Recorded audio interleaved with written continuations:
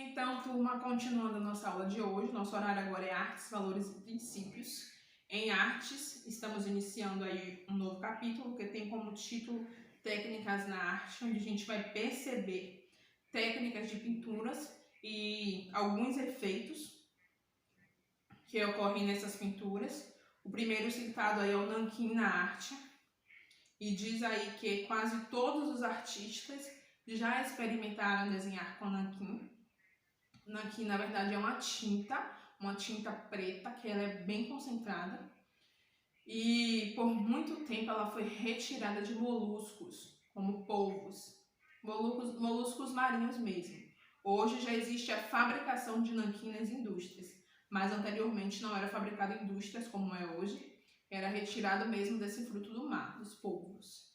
E quando a nanquim ela é colocada em um papel, ela tinge, deixa o papel bem forte. Se a pessoa quiser que o tom não fique tão forte assim, pode misturar com água, até mesmo para dar um tom mais acinzentado. Pode haver essa mistura com a água. O nanquim pode ser utilizado com pincel normal, com caneta, com bambu, e é uma técnica que ela é bem utilizada com canetas de bico também, aquelas canetas que são feitas de pena, tem aquele biquinho fino para fazer nomes, para fazer traços mais finos, ou aí utiliza-se aquele porque tem um objeto pontiagudo ali na frente. Tem aí no livro, tem uma imagem, uma obra de arte, é o resultado de um desenho que é feito com rachuras, foi feito por um artista bem famoso, holandês. Ele fez uma gravura, ele fez um autorretrato, utilizou essa técnica nanquim. Ele conseguiu, sentado diante de um espelho, registrar todas essas expressões que vocês estão vendo aí. Essa arte de se expressar por meio de gestos, ela é chamada de pantomima. Então, a pantomima é um espetáculo que ele é composto unicamente por gestos. As pessoas apresentam ou representam algo apenas utilizando gestos. Não tem falas, não tem imagens, com o próprio corpo. Acredito que vocês já tenham até visto. Quem já foi em circo, principalmente, tem também esse tipo de apresentação, que eles utilizam apenas a pantomima. No livro de vocês também fala sobre a arte com aquarela. Aquarela também é um tipo de tinta, é uma tinta mais suave, que tem como principal característica a transparência. Ela é mais usada por artistas que gostam de fazer paisagens que tem mais aqueles efeitos atmosféricos.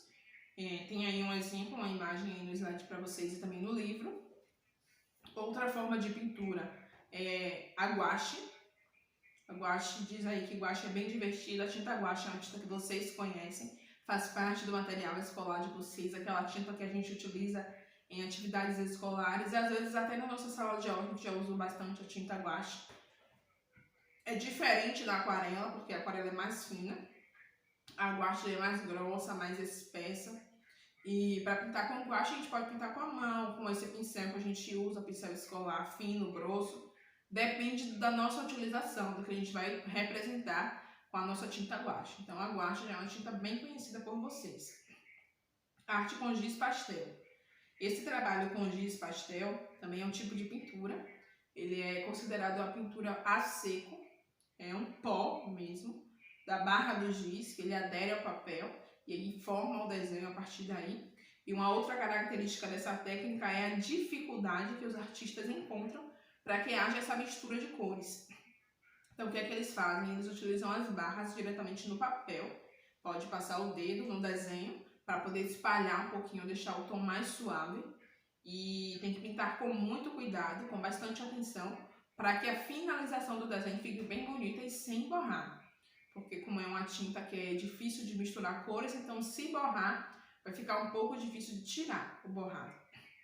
Então vocês vão perceber aí, através da leitura dos slides e do livro, com a realização das atividades, vocês vão identificar essas diferentes técnicas e vocês podem até experimentar também essas técnicas aí na casa de vocês. Tem também a atividade do módulo de artes da página 22 a 34 para vocês realizarem. Tem também a atividade no caderno de artes, está diretamente no slide, falando um pouquinho sobre valores e princípios. Nós estamos já há algumas aulas em valores e princípios falando sobre a importância da compaixão. E aí no slide diz que compaixão é o sentimento de pesar, de tristeza, causada pela tragédia alheia e que desperta em nós a vontade de ajudar, de confortar quem dela padece. É um sentimento de piedade com o sofrimento do outro, o sofrimento alheio. Então, são termos que estão relacionados à compaixão. Como a gente falou, a gente tem que saber se colocar do outro lado, se colocar no lugar do outro. E aí diz que ser compassivo é mostrar o que o ser humano tem de mais nobre dentro de si. E se no mundo houvesse mais compaixão, todos seríamos mais felizes, com certeza.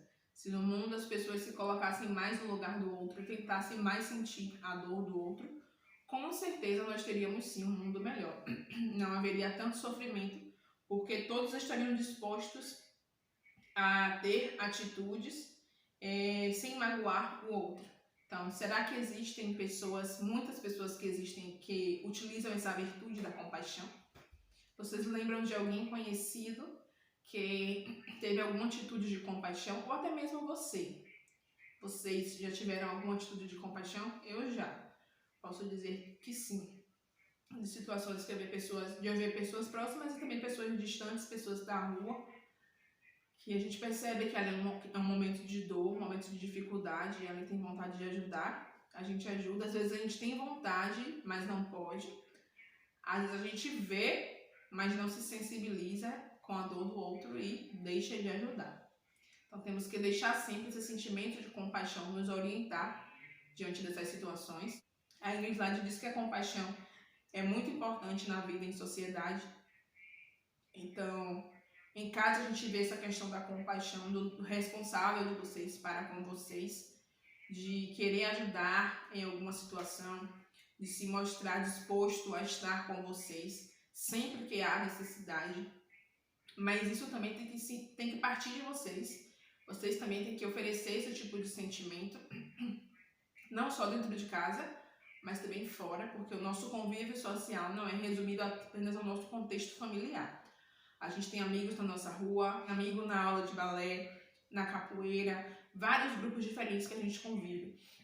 Então, em todos esses grupos, a gente tem que demonstrar esse sentimento de compaixão com o próximo e também com aqueles que não fazem parte de nenhum desses grupos. É uma pessoa que você vê na rua que precisa de um alimento, que precisa de uma ajuda para atravessar a rua. Não digo nem ajuda financeira, porque às vezes a gente não tem dinheiro para dar.